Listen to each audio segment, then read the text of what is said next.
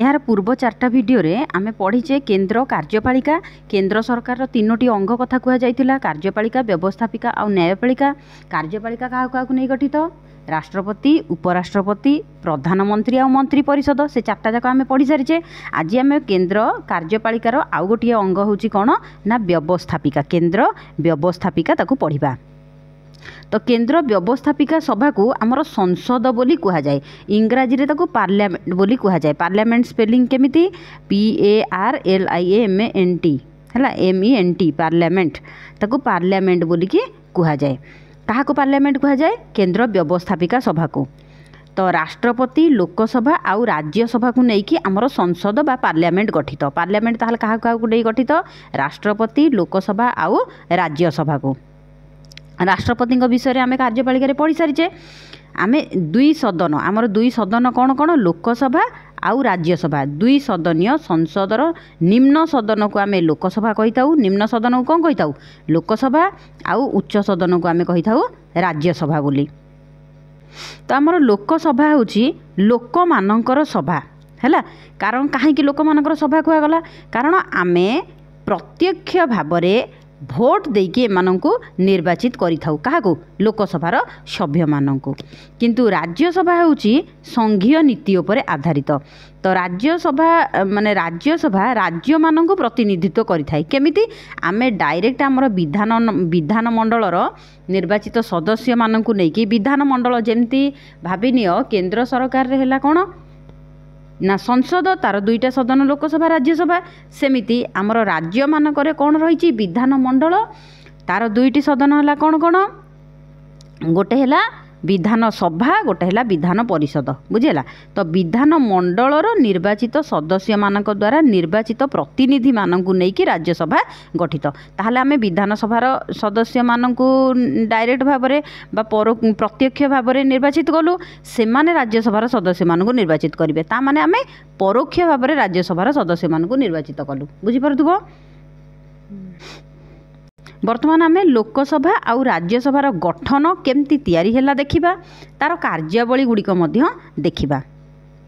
प्रथमे देख लोकसभार गठन केमिति लोकसभा गठित होता है। तो लोकसभा आम देशर नागरिक मानक द्वारा सार्वजनीन साबालक भोट प्रथा माध्यम समस्ते भोट देवे कौ माने जो माने साबालक थिबे माने अर्थात 18 वर्षरु ऊर्ध्व थिबे से माने प्रत्यक्ष भावे भोट देके एमानकु निर्वाचित करिवे एई लोकसभार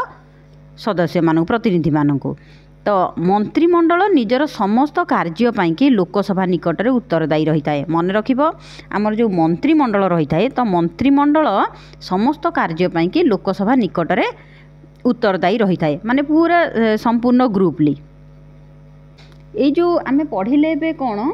जे आमे प्रत्यक्ष भाव में प्रतिनिधि बाछि थाउ लोकसभार सदस्य मानकु ये है आमर भारतीय जो गणतांत्रिक व्यवस्था गणतंत्र अर्थ कौन कही है माने आमे आम निजकू शासन करुचु यार अर्थ बुझेला। तो गणतांत्रिक व्यवस्था रे जनसाधारणकर सार्वभौम क्षमता है तार प्रतीक है या जे आमे प्रत्यक्ष भाव में से निर्वाचित करिथाउ। आ जो मंत्रिमंडल से कौन ना लोकसभा निकट में उत्तरदायी रही थाए।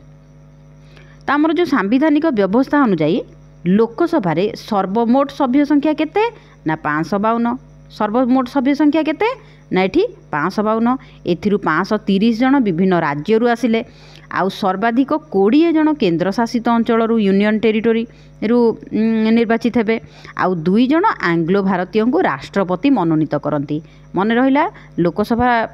गठन आमे पढ़ुचे एथिरे सर्वाधिक केते जन सदस्य रही परिवे ना 552 जन सदस्य रही परिवे। एथिरु एई 552 रु 530 जन विभिन्न राज्यरू निर्वाचित हेबे आउ 20 जन विभिन्न केंद्र शासित अंचल निर्वाचित हेबे आउ 2 जन आमर आंग्लो भारतीय राष्ट्रपति तांको मनोनीत करिवे हैला। माने एठी इंग्रेज वंशधर जो माने रही जाइचंती से मानक आमे आंग्लो भारतीय बोली कहि थाउ। ये तो आमे पढ़िले गठन कथा किंतु माने गठन केमती हेई परिबो किंतु वर्तमान आमर लोकसभार सभ्य संख्या केते ना 545 एटा हला पुराना तथ्य अनुसार जहाँ रही 545 वर्तमान अछंती ता भितरु 530 जन राज्य मानकरू अछंती 13 जन केंद्र शासित अंचल अछंती आ 2 जन आंग्लो भारतीय। तो बर्तमान कौन अच्छी स्टाटस कही दिगला 545 है बर्तमान सदस्य अच्छा समुदाय माने मोट 545 अच्छा भितर 530 विभिन्न राज्य 13 जन केन्द्र शासित अंचल 2 जन एंग्लो भारतीय को राष्ट्रपति मनोनीत करछंती। तो आमर लोकसभा जनसाधारण को प्रतिनिधित्व करुथुबारु लोकसभाटा को मानक प्रतिनिधित्व करा जाय थाए करिथांती ना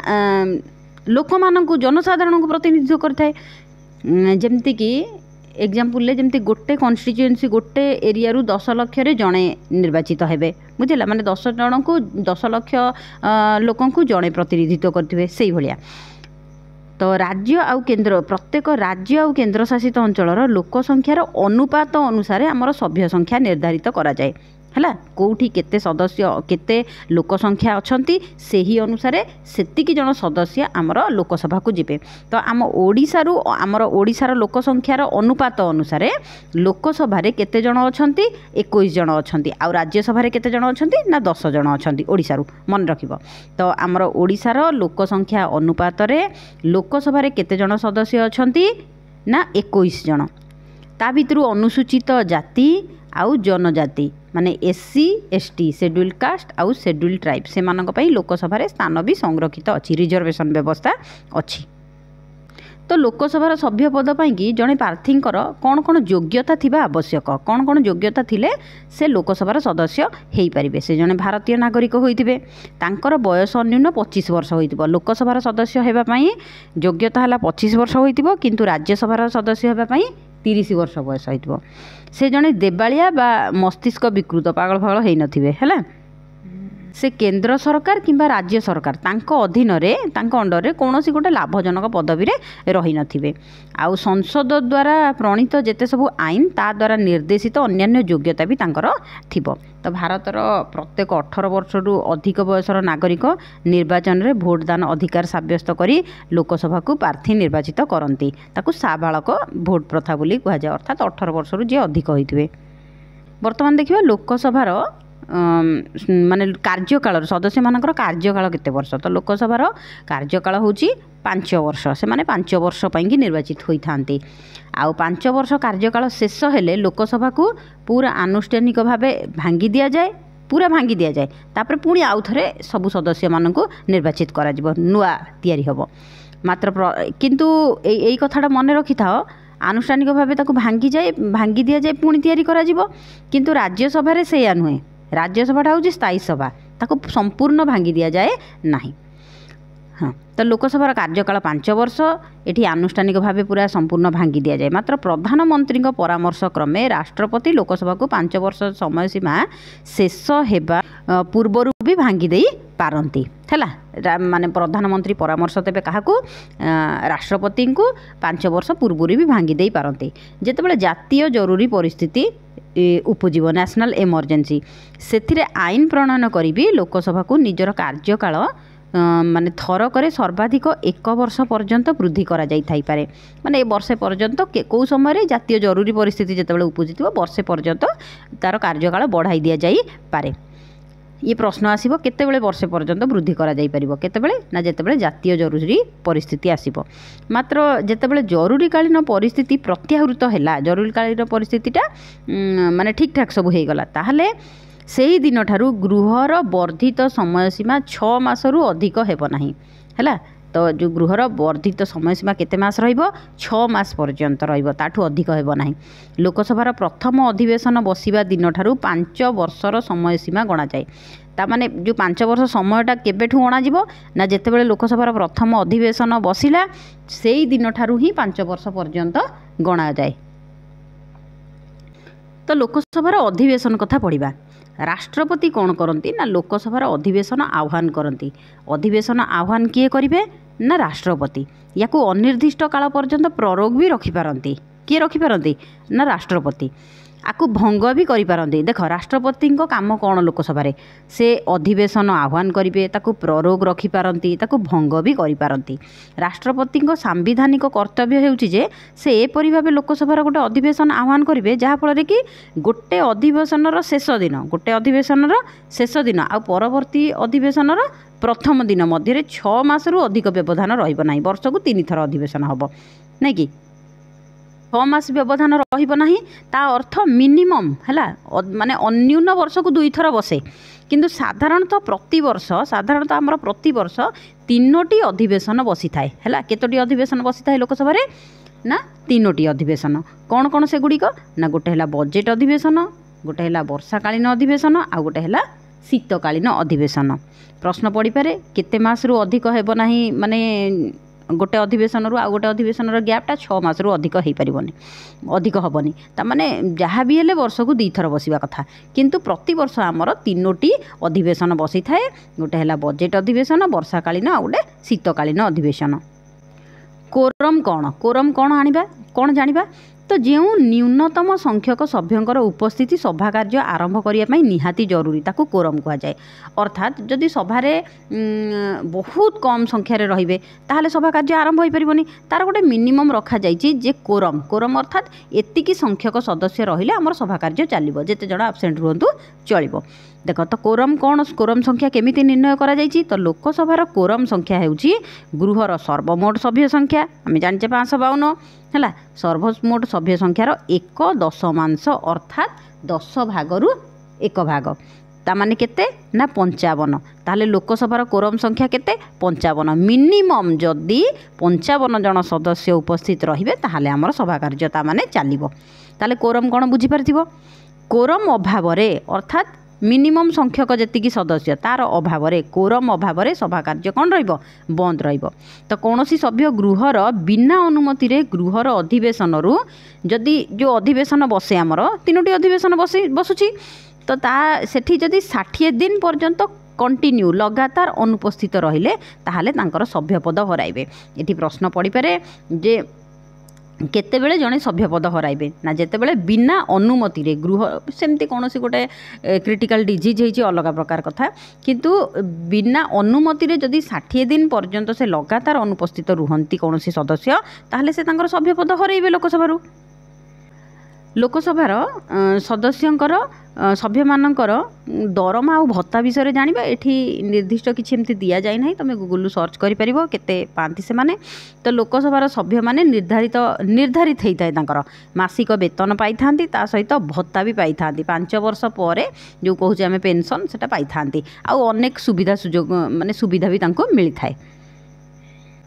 तापर जानिबा बाचस्पति कथा बाचस्पति होउचंदी लोकसभार अध्यक्ष किए बाचस्पति आउ राज्यसभार होउचंदी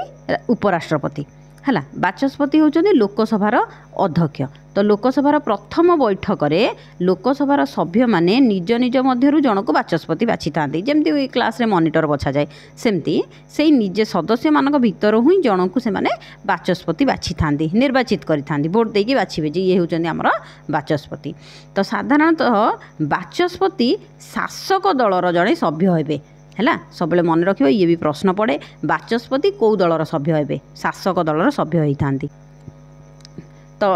बाचस्पति शासक दल हो सारा पर किंतु बाचस्पति निर्वाचित होगा पर से दलीय आनुगत्यरू अलग रही निरपेक्षता अवलंबन करती माने तांको निज दल को केवल पक्ष देवे सेमती नुहे निरपेक्ष रही जमी मॉनिटर हेले तांको सांग मानू केवल प्रायोरिटी देवे सेमती नुहे से निरपेक्षता अवलंबन करेंगे।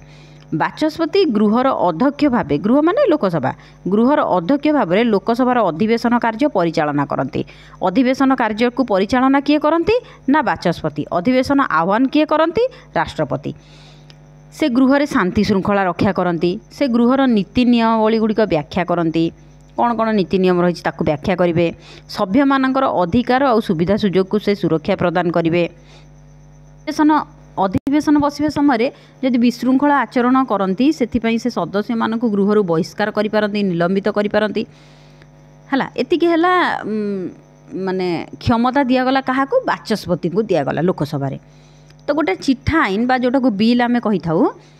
एक अर्थ संबंधी बिल कि नुहे गोटे चिठा आईनटे दिगला कि से चिठा आईनटा बिलटा अर्थ संबंधी बिल कि नहीं से कथा किए निर्धारित करेंगे ना बाचस्पति निर्धारित करेंगे। बाचस्पति साधारणतः कौन सी गोटे चिठा आईन बा बिल सपक्षरे बा विपक्षरे मत करि न थांती ता सपक्षरे दियंतिनी कि विपक्षरे दियंती नाही तो सेठी भोटिंग व्यवस्था रही कौन जेतेबेले गोटे चिठा आईन बा बिल रो सपक्षरे बा विपक्षरे समान संख्यक भोट मिले धर गोटे विषय आलोचना करा गोटे बिल रे आलोचना कराला से भोटिंग है 50-50 हो गला ताहले कौन करा सपक्ष जी ना विपक्ष जी सेते बेले कास्टिंग भोट बा निर्णायक भोट किए देबे ना बाचस्पति जदि सपक्ष भोट देले ताहले ठीक सपक्ष जीव जदि विपक्ष भोट देले ताहले विपक्ष जीव ताहले निर्णायक vote T casting vote T किए देबे ना बाचस्पति देई थांती कौ समय जेतेबेले गोटे बिल सपक्ष विपक्ष समान संख्यक भोट आसे या पूर्व आम झूला संसद कथा पढ़ी ना कि तो चिठा आईन बा बिल भाग्य निर्धारण करती किए निर्धारण करेंगे ताहले ना बाचस्पति तो गृह कार्य समापन रे विशृंखला सृष्टि हेले जदि गृह कार्य ठीक भाव में चलानी से विशृंखला है ताहले सभा कार्य को मुलतवी रखी था तुम देखि बेले बेले कोड एडजंक्ट माने ये गोटे सभा कार्य को मुलतवी रखी दिखती कहीं बेसी विशृंखला है बोली किए रखिए ये कथा ना बाचस्पति तो लोकसभार सभ्य मान द्वारा जड़े उपबाचस्पति भी थांती उपबाचस्पति निर्वाचित होता तो बाचस्पति जितेबाला अनुपस्थित रे से गृह कार्य परिचालना किए करेंगे ना उपबाचस्पति तो यहाँ गोटे परंपरा अनुसार जड़े विरोधी दलर सभ्य उपबाचस्पति हेबे बाचस्पति हेबे शासक दलर आ विरोधी दलर हेबे किए उपबाचस्पति देख बर्तमान आम लोकसभा कथा पढ़ी सारे एवं पढ़ा राज्यसभा और यार गठन राज्यसभा हूँ संसदर उच्च सदन लोकसभा हूँ निम्न सदन यहाँ को द्वितीय सदन बोली कहुए प्रथम सदन है लोकसभा तो ये राज्य मान प्रतिनिधित्व करे आ लोकसभा लोक मान प्रतिनिधित्व करुला किंतु यही गृह रे बा राज्यसभा रे समस्त राज्यर समान संख्यक प्रतिनिधि नहांती कहीं नहांती कारण एटा अनुपात अनुसार अलग अलग तो लोकसभा परी राज्यसभा मध्य विभिन्न राज्यर जनसंख्या अनुपात रे प्रतिनिधित्व व्यवस्था अच्छी तो जनसंख्या जेतिकी परिमाण रहिबे सेही अनुसार प्रतिनिधित्व करिवे से माने तो ओडिशा रे हमर जनसंख्यार अनुपात अनुसार 10 जन सदस्य राज्यसभा को जाइचंती आ लोकसभा को केते जन जाइचंती 21 जन जाइचंती तो दुईटा को आम कंपेरेटिवली पढ़िले टिके भलरे मन रहिबो हैला लोकसभा को जाइचंती ओडिशारू 21 जन आ राज्यसभा को जाइचंती 10 जन राज्यसभार सर्वाधिक सभ्य संख्या केते रही परिबो 250 आ लोकसभार सर्वाधिक सभ्य संख्या केते रही परथुला 552 तो आमर एथिरु सर्वाधिक 238 जन विभिन्न राज्यरू केन्द्र शासित अंचल परोक्ष भाव निर्वाचित हुंती आ 12 जन सदस्य राष्ट्रपति द्वारा मनोनीत हेबे सेठी लोकसभा आम पढ़ी राष्ट्रपति द्वारा 2 जन मनोनीत हेबे आंग्लो भारतीय किंतु एठी राज्यसभा 12 जन मनोनीत हेबे कौ माने 12 जन मनोनीत हुंती ना जो माने कि कला विज्ञान साहित्य समाज सेवा कला साहित्य समाज सेवा यही सब क्षेत्र में से पारदर्शिता लाभ करेंगे दक्ष होते